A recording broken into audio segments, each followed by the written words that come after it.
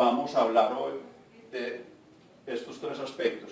Vamos a hablar de parte del control, vamos a hablar de las bajas o enajenación y vamos a hablar parcialmente de aseguramiento. Parcialmente porque el tema de aseguramiento solo lo vamos a tocar en lo que concierne al trámite de siniestros. Pues no vamos a hablar de las pólizas, del tipo de pólizas, de todos los conceptos que tiene un programa de seguros. Vamos a hablar solo con respecto al trámite de siniestros, que realmente es lo que operativamente a ustedes en principio les interesa. Ya si más adelante por alguna circunstancia es necesario profundizar en el tema, pues ya lo trabajaremos a un nivel más personal, digamos, o en otra sección que se programa exclusivamente para eso. Ahí no se lleva el control. Bueno. Gracias. Entonces, vamos a empezar hablando del control, es decir, que vamos a hablar de control, aseguramiento y de bajas o enajenación. Cuando hablamos de clasificar los bienes muebles, entonces podemos estar hablando de un control de gestión. Y realmente esa es la función por la cual la dirección se asegura de que los recursos obtenidos son empleados eficaz y eficientemente para el logro de los objetivos. El propósito es ese.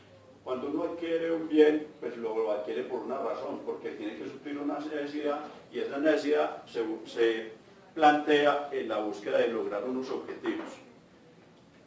Aquí entonces hagamos este razonamiento brevemente. Este circulito que se ha hecho muy famoso cuando se hablan de los temas de calidad es el círculo de mejoramiento continuo, ciclo Deming, como lo quieran llamar. Entonces siempre hablamos de la planeación, del hacer, del verificar y del actuar, ¿correcto? Estas funciones que hemos visto en principio, todas están inmersas en este circulito, ¿cierto? Pues hablamos de la planeación, hablamos de la operación y hablamos del control. La pregunta en este momento es, aquí, ¿cuál es el control? En esas secciones de ese círculo, ¿cuál es el control? Bueno,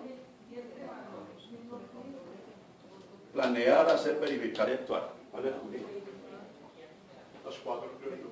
Todos, porque hay sus procesos de control en cada una de las partes. Hay sus procesos de control en cada una de las partes.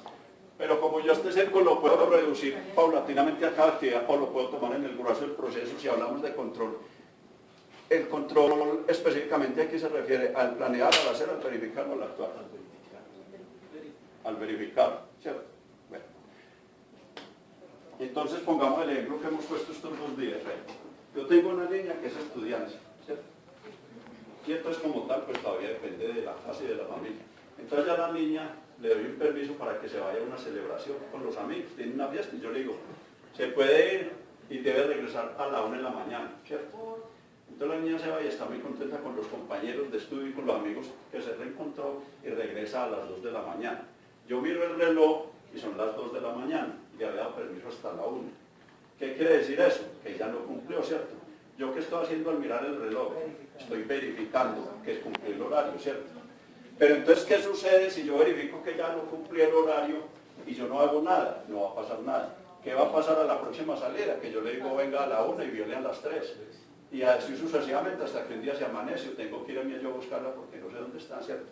Entonces, si yo no actúo, es decir, si yo no tomo medidas para prevenir esa situación, no hay control, hay solo una verificación, ¿cierto?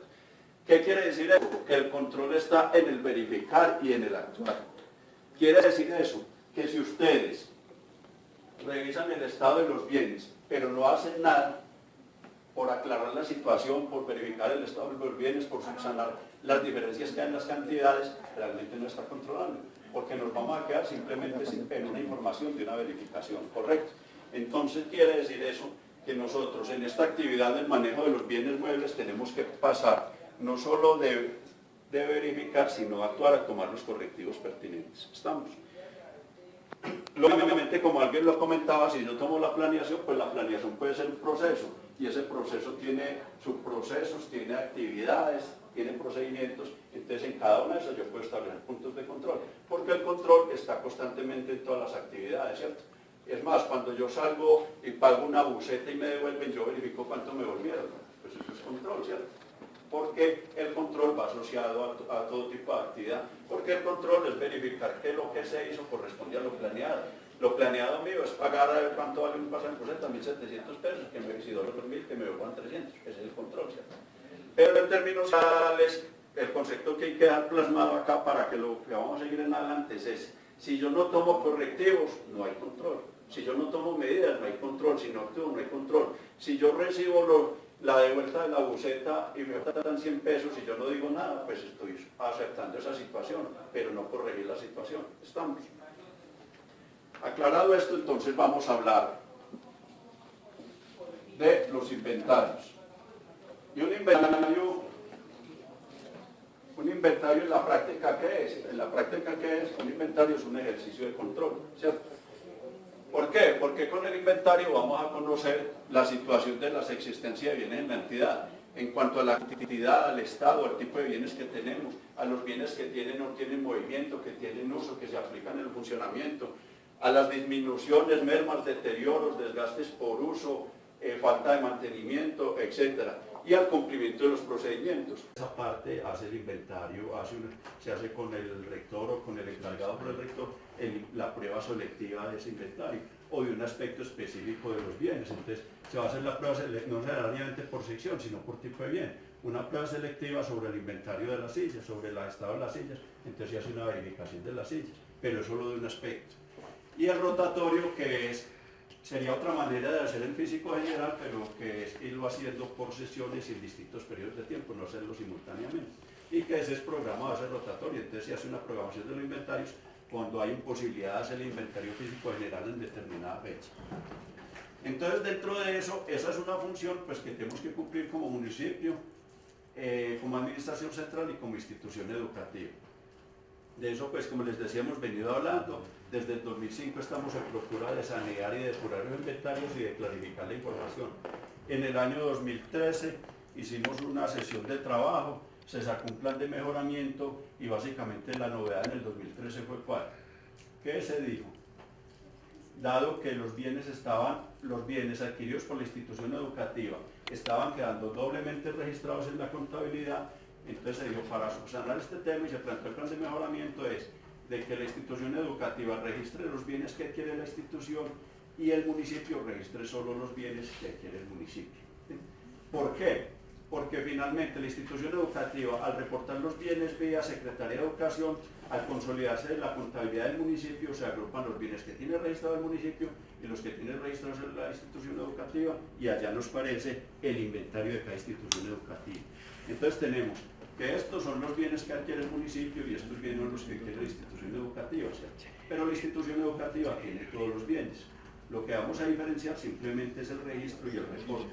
Estos se registran y se reportan por un lado y estos se registran por el grupo de bienes y servicios. Y cuando se consolide al final del ejercicio fiscal los bienes, entonces vuelve a quedar los bienes de la institución educativa. Y de una vez hablemos del seguro. Implica que sí, están los bienes de la institución educativa y los bienes del municipio. Cuando se consolide, el municipio toma el seguro sobre los bienes consolidados. ¿Correcto? Porque es una pregunta que se ha hecho frecuentemente. ¿Dónde queda el seguro de la institución educativa? Entonces, como esa información va a quedar consolidada, finalmente a lo que queremos aclarar es lo siguiente. El inventario de la institución educativa realmente es uno solo, que está partido en dos. ¿Dependiendo de qué? Del origen de los recursos y del trámite de adquisición, depende de eso. ¿Listo? Entonces por eso hablamos acá en el sentido que hay unos bienes que son registrados por el municipio de Manizales a través del grupo de bienes y servicios y hay otros bienes que son registrados por el Fondo de Servicios Educativos o es decir, por la institución educativa. Pero finalmente, sumando esos dos registros, el inventario de la institución educativa es uno, ¿correcto? Y de esa manera se toma el seguro, ¿cierto? ¿Cuáles son los problemas que se han presentado? Los problemas que se han presentado es que las instituciones educativas a veces tienen confusión sobre si lo registran por el municipio o lo registran por la institución, ¿cierto? Entonces en esa confusión o registran doblemente los bienes o se quedan bienes sin registrar. Y básicamente donde hemos detectado. Entonces nosotros en las reuniones de trabajo que hemos tenido previas hemos acuñado una frase que se las vamos a transmitir a ustedes. Para dirimir esa situación hay que pensar en esto, entre quiénes fue el negocio. No la destinación de los bienes, entre quiénes fue el negocio. ¿Por qué les digo así? Porque con el ministerio específicamente sucede que el convenio con el ministerio, ¿quién lo hace? La Secretaría de Educación, que es una dependencia del municipio de Manizales o de la alcaldía. Lo que pasa es que la alcaldía es una figura administrativa, pero el ente jurídico es el municipio. Entonces el negocio es entre el municipio y el ministerio. No importa que en ese convenio diga, llegan 100 bicicletas, 50 con destino al nuevo Colegio San Jorge, a la institución educativa San Jorge, con destino al Instituto Universitario, con destino al programa integrado de acá. No importa eso, porque esa es la destinación. Lo que importa es entre quiénes fue el negocio, el convenio entre quienes se suscribió. La destinación pasa a un segundo plano. La primera pregunta es entre quienes suscribió el convenio. La segunda pregunta es para dónde van los bienes, que lógicamente eso hay que respetarlo en virtud del convenio. Pero entre quiénes fue el negocio, ¿correcto? Entonces, si el negocio fue ministerio-municipio, ¿quién registra? El municipio. Si hay un convenio con el comité de cafeteros y el convenio lo firma, no sé si exista, pero si en algún momento existe, y lo firma la institución educativa directamente con el comité, ¿quién registra? La institución educativa, porque fue la que hizo el negocio. Si compramos elementos, si los compra el municipio a través de la Secretaría de Educación, los registra el municipio. Si los compra la institución educativa, con la plata que recogió con la venta de empanadas, con el bingo que hicieron, si lo dona la asociación de padres directamente a la institución educativa, ¿quién registra? La institución educativa. La pregunta es esa, pues suena muy paisa, pero es la pregunta esencial, ¿entre quiénes fue el negocio? Y después ya miramos la destinación. Entonces con eso nos salimos de dudas, ¿correcto? Si en algún momento se presenta un comodato entre la institución educativa y alguna fundación, directamente entre la institución, registro de la institución. Si el comodato lo hace el municipio y le entrega a la institución educativa, el registro lo hace el municipio. La pregunta siempre es, ¿entre quiénes fue el negocio? ¿Estamos claros en eso? Esa, digamos que de todo lo de hoy, es la parte fundamental, porque lo demás, pues se aclara, se consulta y eso, pero es una cuestión que usted la debe definir en el momento que reciben los bienes y que los van a registrar. Ahora, yo sé, o nosotros sabemos que ahí se presentan inconvenientes. Nosotros sabemos que a veces llega el camión con los 30 computadores y lo descarga en el colegio y dice, esto viene del ministerio, es para el colegio, o sea, sin documentos, sin actas, sin revisiones, sin nada. Nosotros somos conscientes de eso. ¿Qué hay que hacer ahí? Pues verifiquemos entre quiénes fue el negocio. Entonces, si el negocio fue el municipio, señores municipio, me llegaron estos computadores, necesito los documentos soportes. ¿Quién los debe conseguir? El municipio, la Secretaría de Educación, que hizo el negocio. ¿Sí? ¿Estamos claros en eso? O sea, quien registra es el responsable de la información. Si el convenio lo hacen ustedes, si ustedes lo reciben, ustedes son los responsables de conseguir la documentación, de tener los valores, las especificaciones, las series, etc. Si el negocio lo hizo el municipio es responsable de eso. Para que no tengamos ese problema de que esto lo consiguió el municipio, pero yo estoy siguiendo la información, porque ¿qué sucede, digamos, con el ministerio? Entonces aquí son cuántas instituciones educativas en este momento. 53 instituciones educativas, sin hablar pues de las sedes. 53 instituciones educativas. Entonces imaginen un convenio que llegue información, que lleguen los bienes del ministerio y todas las instituciones educativas averiguando al ministerio por los documentos, se van en lo que era también y finalmente no terminan mandando nada. Cuando el convenio es con el municipio, la Secretaría de Educación es la responsable de obtener información. ¿Ustedes qué hacen? Ustedes toman un registro provisional de los bienes y dicen, nos llegaron tantos computadores, verifican la serie, las especificaciones y tal, y hacen el registro provisional que les va a quedar muchas veces sin valor, sin factura, sin remisión, sin número de convenio. Pero eso lo solicitan la Secretaría de Educación.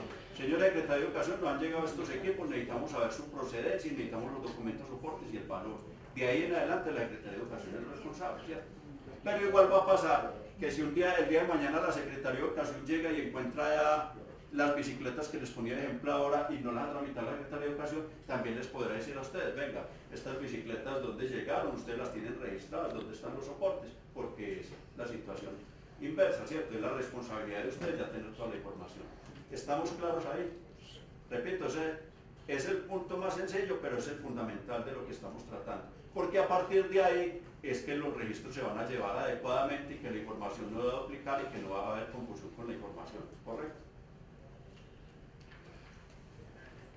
Ahora, con esta situación de que el municipio registra unos bienes y la institución educativa registra otros, entonces los procesos contables, todos los movimientos de registro, tanto de ingreso como de retiro de novedades, pues se hace por la correspondiente parte que haya hecho el registro. Es decir, si hay un traslado de bienes, de los bienes del municipio, lo debe registrar el municipio. Entonces con esto quiero decirles que, por ejemplo, Bueno, ahí ya voy a empezar a hablar, digamos, de las novedades para irme conectando los temas. Una de las novedades es el traslado, pues del ingreso, digamos que ya hemos hablado, los ingresos se producen por los distintos conceptos, incluyendo la donación, como les decía. Pero una novedad es el traslado que también genera confusiones. ¿Qué es un traslado? Un traslado es pasar los bienes de un sitio a otro, pero dentro de la misma institución o dentro de la misma entidad. Entonces, ¿qué diferencia se genera ya allí? Cuando los bienes son del municipio, adquiridos y registrados por el municipio, para el municipio, en el aplicativo de inventarios y en el sistema contable, los bienes registrados por el municipio, para el municipio, las instituciones educativas son como dependencias. ¿Sí? Entonces, ¿qué pasa? Entonces, para el municipio, mover de una institución a otra es un traslado, porque es dentro de la misma entidad. Entonces, por ejemplo, si el municipio ha entregado un equipo cualquiera, te ha dado este proyector, se lo entregó a una institución educativa, y la institución educativa ya no lo requiere, ya no le gusta, lo que sea, y lo requiere en otra institución, entonces el municipio hace un traslado, porque para el municipio, repito, la institución educativa funciona como una dependencia. Entonces el municipio hace un traslado y hace un acta de traslado y lo pasa a esta institución educativa.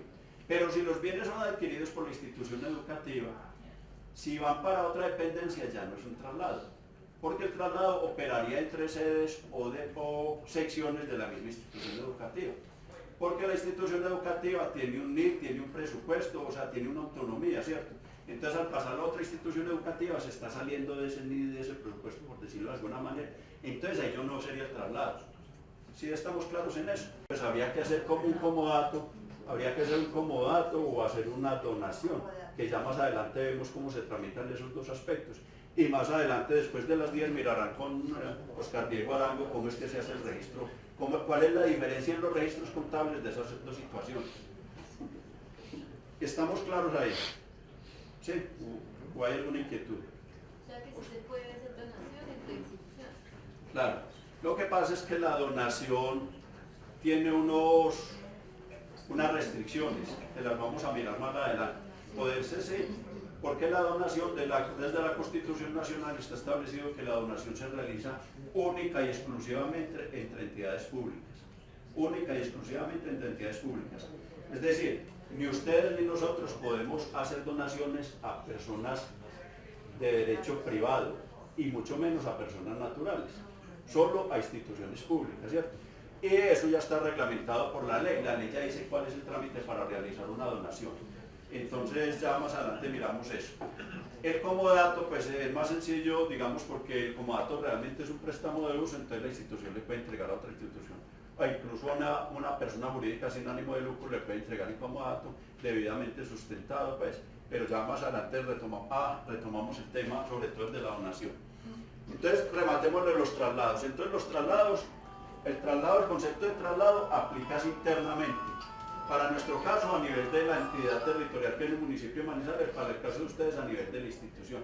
Nosotros le hemos sugerido y reiteramos esa sugerencia en el sentido de que ustedes, si les parece viable y pertinente, pueden adoptar los modelos de actas que nosotros tenemos y simplemente los ajustan a la institución educativa. O sea, nosotros tenemos, digamos, el acta de ingreso, el acta de traslado, el acta de baja, el acta de reposición, ustedes la pueden adaptar, le ponen el logo del colegio y lo que consideren necesario para su trámite interno, para que eso les permita realizar un mejor control interno de sus existencias, de sus inventarios. Porque ustedes con el tema de las sedes, pues tienen la facultad, lógicamente, de mover de una sede a otra, porque es de la misma institución educativa. Pero si ustedes llevan un registro de los bienes en cada sede, pues es más fácil controlar el inventario y realizar la prueba selectiva o el inventario físico general, ¿cierto? Alguna vez hablábamos de las actas de custodia, pues que es un mecanismo también viable. El hecho es que ustedes tengan unos documentos y unos procedimientos de control que les permita hacer ese seguimiento para que no tengan que desgastar haciendo conteos generales cada vez que van a verificar existencia, ¿cierto? Además eso les permite asignar responsabilidades por sedes o por secciones.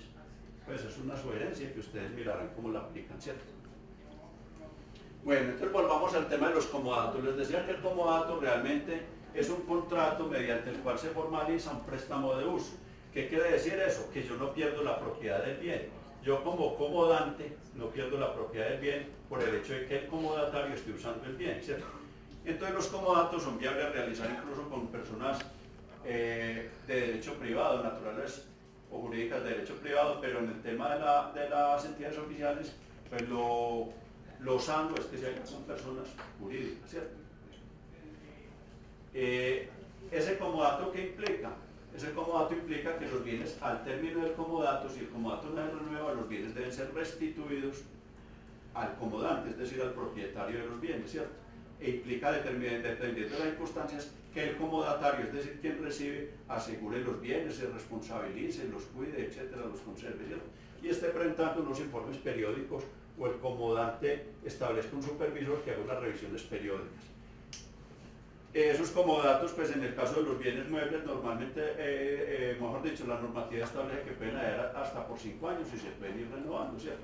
Y ese caso se puede dar mucho con ustedes, con las juntas administradoras, o las ejecuciones de las partidas de las juntas administradoras locales, y se hacen comodatos con las juntas de opción comunal, pues es lo más común que puede suceder con ustedes, porque a veces las juntas las SAL no están en capacidad de recibir los bienes para entregárselos a las juntas de acción comunal. Entonces muchas veces ellos apropian la parte y dicen que se le entregue al colegio para que el colegio a su vez se lo entregue o lo utilice la junta de acción comunal. Entonces en esa cosa podría ser un comodato, pero los bienes ya quedan registrados a nombre de la institución educativa.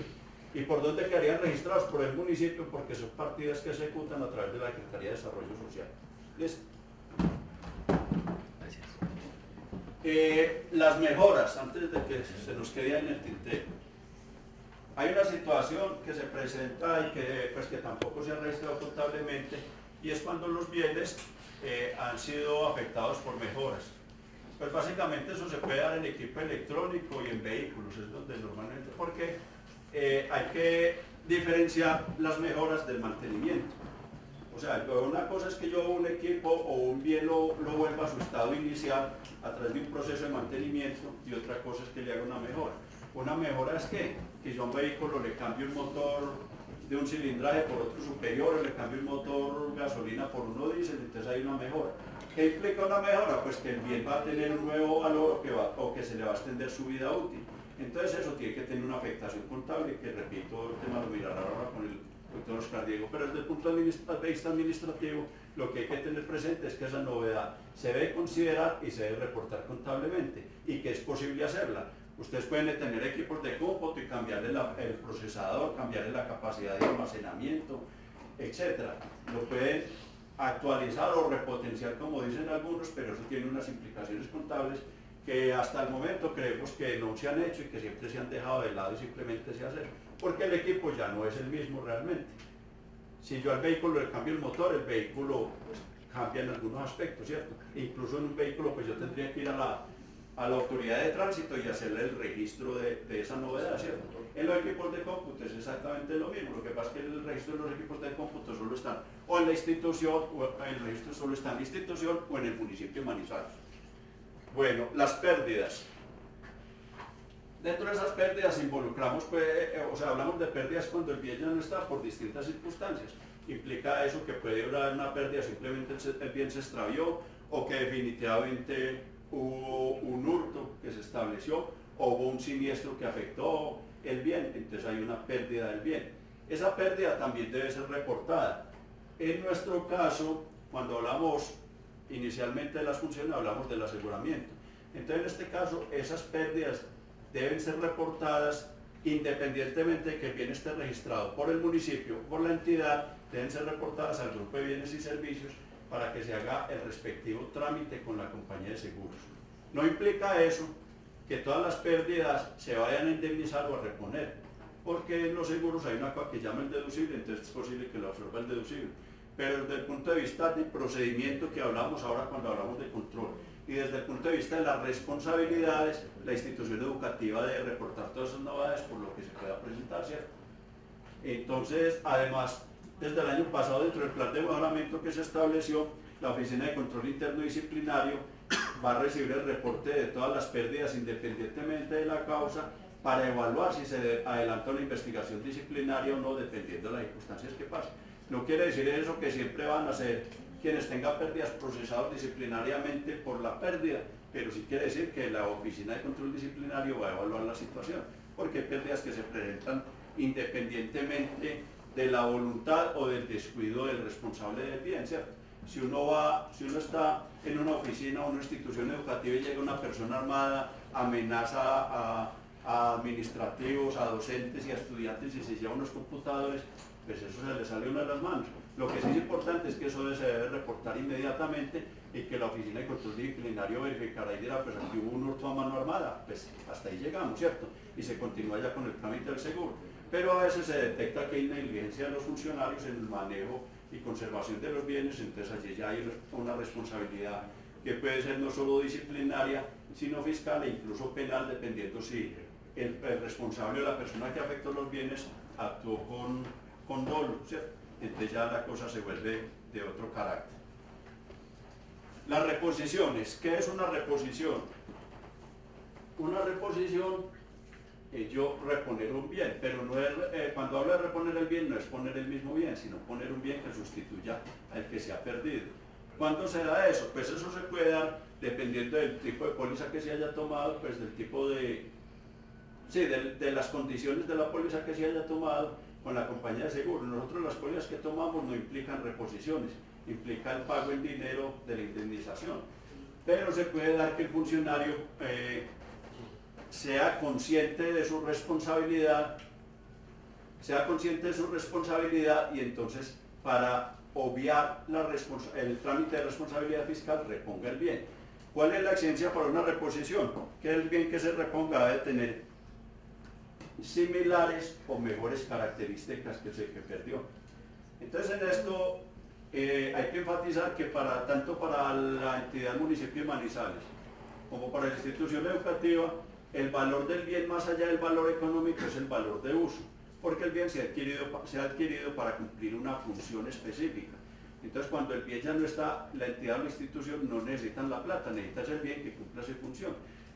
Si yo tengo este proyector y en este momento lo estamos utilizando para este ejercicio, y el proyector ahora que salgamos no está, entonces cuando llegue la siguiente persona encargada de conversar con ustedes va a encontrar que no se puede adelantar la actividad o que se va a adelantar con restricciones porque no está proyector. Entonces más allá de lo que valga ese proyector, ¿cierto?, de los pesos que valga ese proyector, está el uso que está prestando y la función que está prestando, que eso genera un traumatismo a la entidad. Entonces por eso a la entidad le interesa, en el caso del funcionario, si va a subsanar el tema del proceso fiscal, es que haga la reposición del bien, de similares o mejores características. Entonces alguien preguntará, venga, pero es que era un libro de la ley 80 con los decretos reglamentarios, editado en 2001 y después de eso han salido 20 decretos y 30 resoluciones, entonces el libro ya no era obsoleto en su contenido. Sí, pero el libro en su momento prestó un servicio a la institución y lo tenía, entonces ¿qué hay que hacer ahora? Conseguir un libro sobre la ley, sobre la contratación pública que esté actualizado. Si el equipo que se perdió tenía estas especificaciones, pero esas especificaciones ya son muy bajas en el mercado, pues hay que conseguir un equipo que cumpla una función mejor o similar dentro de la institución para poder hacer la reposición. Porque mal haría la institución o la entidad recibir un equipo nuevamente obsoleto, porque además está ya la afectación y el valor de uso que se ha perdido. Claros ahí, ¿cierto? Sí. La reposición no hay necesidad de reportarla. Sí. Porque ¿qué implica la reposición? Y me es importante porque de pronto estaba pasando por alto ese detalle. Supongamos que nosotros tenemos que este es un equipo X, ¿cierto? Este es un equipo de rayos X, entonces este equipo, el funcionario salió, dejó la oficina, el laboratorio abierto, el recinto abierto y se llevaron el equipo. Entonces, ¿qué pasa? Se llevan el equipo, pero yo lo voy a reponer con otro más sencillo, más tecnificado, con mejores componentes, que pesa el 50% del anterior, con la última tecnología. ¿Qué pasa? Que yo en los registros tengo este equipo con esta marca, estas características, etc. Entonces la reposición implica un doble movimiento. Implica dar de baja este, el retiro de este y el ingreso de este. Además, por muchas razones, porque contablemente implica que este bien que llega es nuevo y su depreciación va a iniciar en el momento que entre en uso, porque las características son distintas, el valor es distinto, la especificación no es distinta. Entonces la reposición implica siempre un doble movimiento, retirar el que se perdió, el que se extravió, el afectado por el siniestro e ingresar el nuevo. Entonces lo que pasa es que eso establece que uno haga la baja del bien que desapareció, pero el que ingresa no ingresa como un acta, no ingresa con un acta de inventario o un acta de ingreso o un acta de alta. Porque la situación no es esa, porque estamos sustituyendo un bien que desapareció, entonces debe quedar registrado que es una reposición. Pero realmente la reposición son dos momentos, una baja y un ingreso. Pues en la parte práctica operativa es una baja y un ingreso. A ver, una preguntita. De pronto en la institución se tiene un bien. Los bienes por lo general se designan a la persona que en realidad les está dando uso, ¿cierto? Correcto. En determinado momento se hace un inventario y se determina de que a esa persona, por ejemplo, le falta un computador. Entonces el sistema tengo y le hago inventario, le falta un computador. No, en la institución no hubo hurtos pues, que se hubieran detectado, pues nada de estas otras situaciones como que se hubieran detectado a tiempo. En ese momento, ¿cuál sería el procedimiento a seguir? ¿Se tiene que seguir el procedimiento que se hace de la denuncia, de todo este cuento, o ese funcionario tendría que dar inmediatamente reposición a ese bien? Cualquiera de los dos. Cualquiera de los dos. Si el funcionario hace reposición inmediata del bien, hay que reportar la reposición, ¿cierto? Porque la institución, pues, digamos que en el periodo que se detectó, digamos la pérdida se detecta hoy que salgamos de esta capacitación y llevamos a la institución y no está el computador, y el funcionario lo repone mañana, pues lógico, hubo una pérdida y de pronto en la tarde no se trabajó con el computador y todo, pero digamos que no es muy significativa y se hace la reposición y se debe reportar que se hizo la reposición, ¿cierto? Porque el funcionario es consciente de que dejó la puerta abierta, como poníamos ahora el ejemplo, ¿sí? Pero si el funcionario dice, hombre, yo no sé qué pasó, yo cómo voy a pagar eso, yo no tengo nada, inmediatamente hay que poner el denuncio y hay que dar el aviso al grupo de bienes y servicios para hacer el trámite con la compañía de seguro. Inmediatamente, ¿por qué? Vean, para reportar los siniestros se tienen pactado en las pólizas de seguro se tienen pactado 3 días, ¿cierto?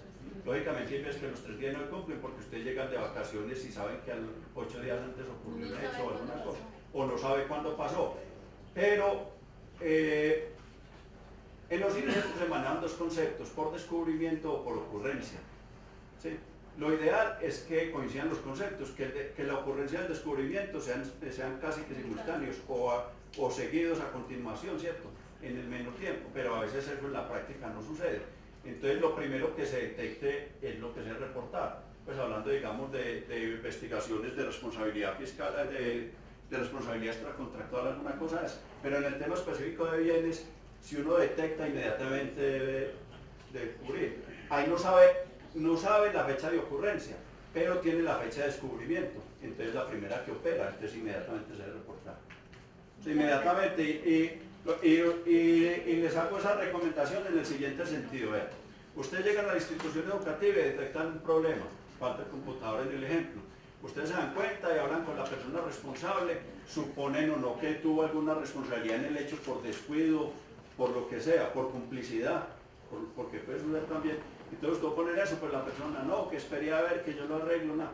Entonces en ese momento, pues la palabra suena cruel, pero frente a las responsabilidades, ustedes pasan a ser cómplices de esa persona en el sentido de que están dilatando la información, ¿cierto?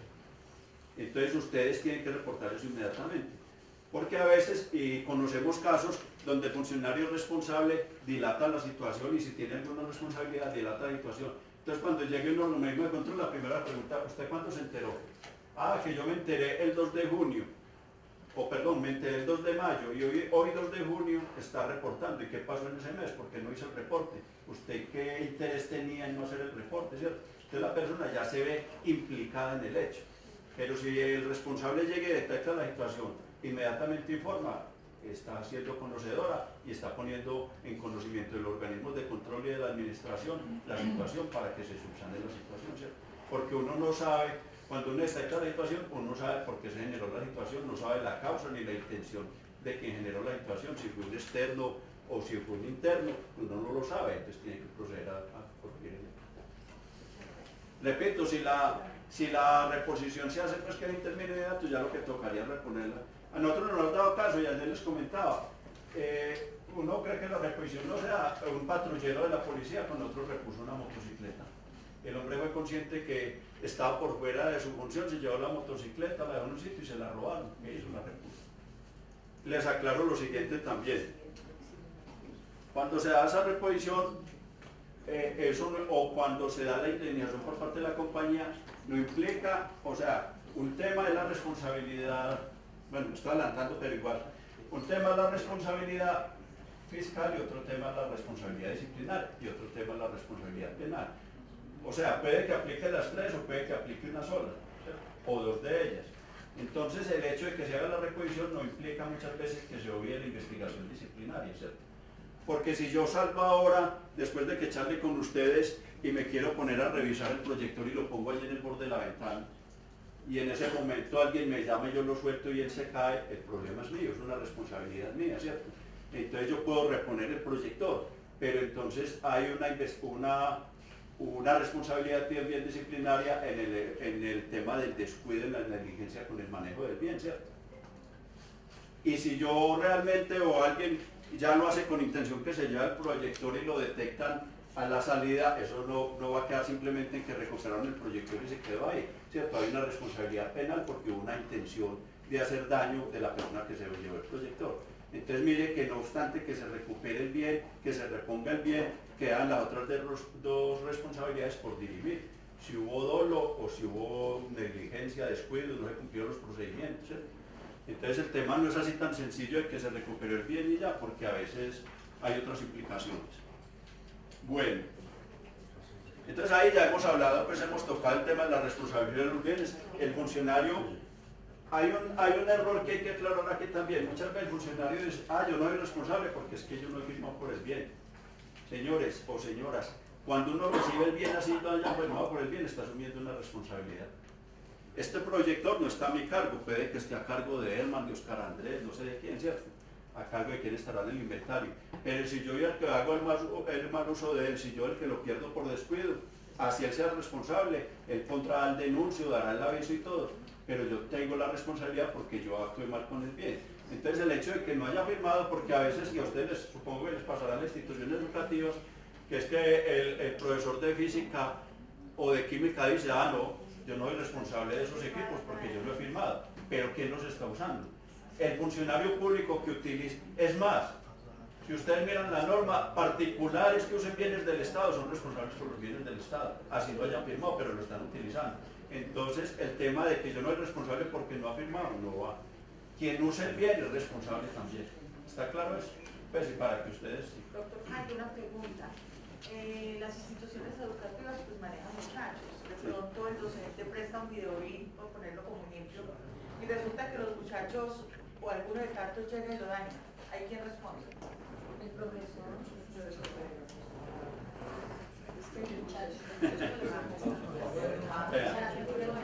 Lo que pasa es que ahí es donde, por eso ese tipo de situaciones se reportan a la control disciplinaria. Porque visto así, muy sencillo, uno diría, el profesor no tuvo la responsabilidad. Ya había que ver en qué condiciones lo prestó, en qué condiciones lo usaron y en qué condiciones lo dañaron. Me explico.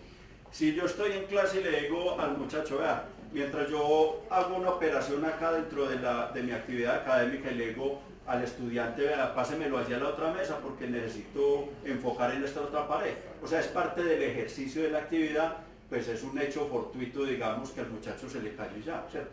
Pero si el profesor está en clase y tiene el receso o va a trabajar con otro grupo y el muchacho le dice, vea, profe, es que queremos ver una película, unas fotos que tenemos, préstemelo, yo me lo llevo, ya hay una responsabilidad del docente porque está utilizando, permitiendo el uso del bien para una actividad que no es la académica, ¿sí?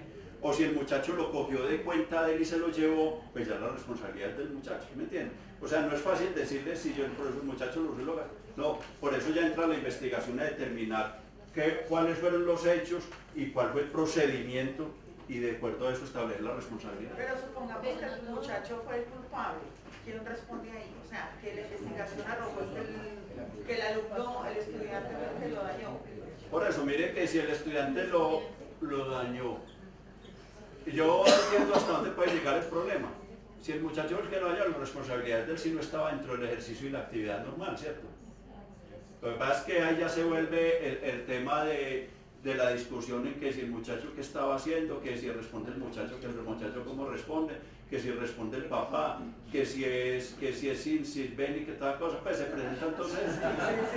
¿Sí me entiendes? Sí, no, eso es claro. O sea, uno no le puede alejar de la situación práctica, pero si no vas completamente a la situación, la responsabilidad es de él. ¿Me explico? Otra cosa es el reconocimiento y el resarcir la situación, eso ya es otro tema, pero la responsabilidad está clara. Si el muchacho lo coge ahora, si aquí viene alguien ahora, el del aseo lo coge y se lo lleva porque quiere conocerlo, pues la responsabilidad es de él. Ya es como se recupera ese bien para el uso, ¿sí me entiende? Pero por eso les decía ya ahora que eso, el tema, esos casos específicos es muy definirlos así porque hay que conocer todo el contexto, toda la situación y todos los actuales de los involucrados para ver qué sucede. Pero no todo hay que revisar, porque los contratos se dañan. Ah, sí, claro, no. Por eso en los bienes hay una cosa que llaman, hay unos términos, está la obsolescencia o está el deterioro normal por uso. O sea, yo no puedo pensar que una silla universitaria o una silla de la que usan los alumnos que tiene 10 años esté lo mismo que cuando la compré. Porque si está lo mismo, pues que no se usó, entonces el problema es que no estamos haciendo uso de los recursos, ¿cierto? Pero una silla se tiene que usar, así que el muchacho sea muy juicioso, así le echen barniz cada año. Hay una cosa que llama la fatiga del material, el óxido, los tornillos se gastan y en algún momento, como decían los abuelos, se va a desangarillar la silla. Eso no le vuelve a hacer, porque se está usando. Entonces, eso es desgaste natural por uso, ahí no hay vuelta, y de hecho por eso proceden las bajas, porque hay un concepto de baja que es el deterioro normal por uso, ¿cierto? Porque todo tiene vida útil. De hecho, contablemente, ustedes saben que contablemente los bienes muebles tienen un proceso de depreciación de 5 años, ¿cierto? Porque se estima que un bien mueble debe durar 5 años, que puede durar 10, 20 o 50 años. El escritorio que me heredó el doctor John Jaiba de la oficina, yo sé que tiene 40 años en la administración y está bueno, en estos días lo coge la broma y ahí no hay que hacer.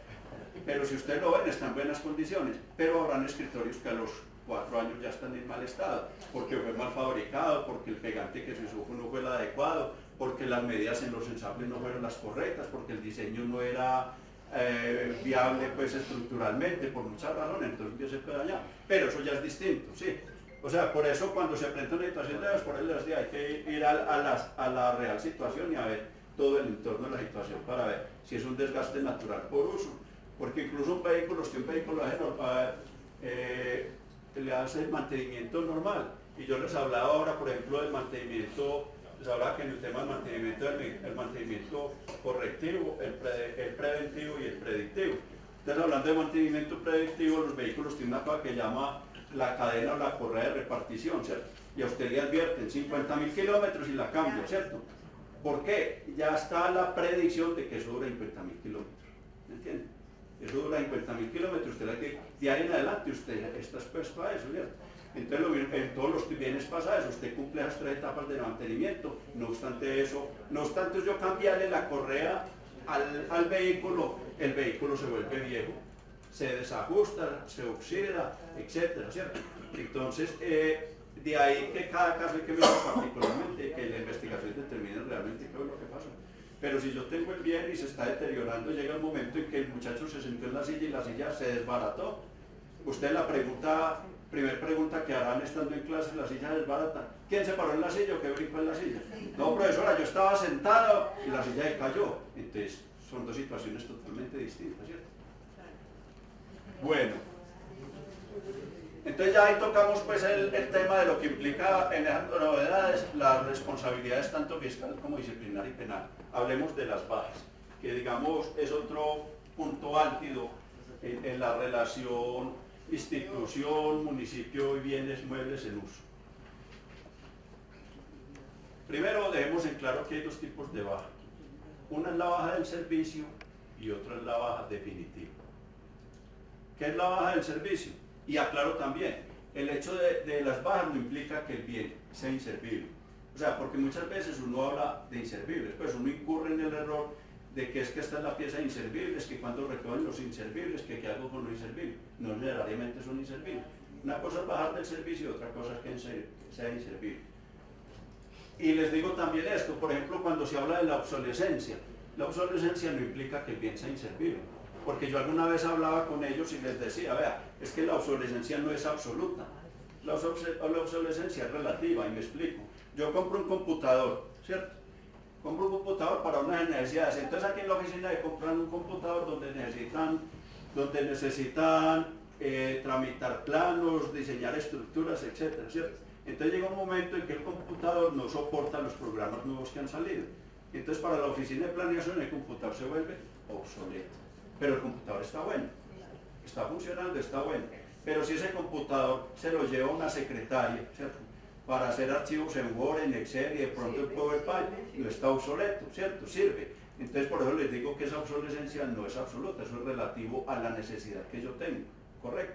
Entonces el hecho de que yo le vaya a bajar el servicio del computador en planeación y me lo lleve para la bodega de bajas del servicio, no implica que yo mañana no lo vuelva a reactivar al servicio y lo lleve a otra dependencia para que lo usen como un procesador de texto o para hacer incluso actividades contables que me puede permitir que el programa lo soporte, ¿cierto? Entonces es un error en el que incurrimos todos, hablar siempre de inservibles, no hablemos de bajas del servicio, ¿cierto? Que dentro de esas bajas del servicio, sí podemos decir, hay unos bajas del servicio que se pueden utilizar y hay otros que son definitivamente inservibles. Entonces en el caso de las sillas, si la silla está oxidada, estripada, no tiene tornillos, vale más recuperarla, es un inservible. Pero muchas veces yo puedo recuperar las sillas, entonces hay conceptos de recuperación de equipo, de recuperación de bienes y yo los podría incorporar nuevamente a los activos y hacerle el ajuste contable y ponerlos nuevamente a una vida útil de otros 3 o 4 o 5 años dependiendo de la reparación que haga, porque es una recuperación de equipo o de bienes, ¿correcto? Entonces yo el computador, si el computador lo tengo y el único problema que tengo con el computador es que el procesador es muy insignificante para las necesidades, yo le puedo cambiar el procesador y puedo tener el equipo otro tiempo, ¿me entiende? Entonces por eso es bueno diferenciar eso de bajas del servicio a los inservibles.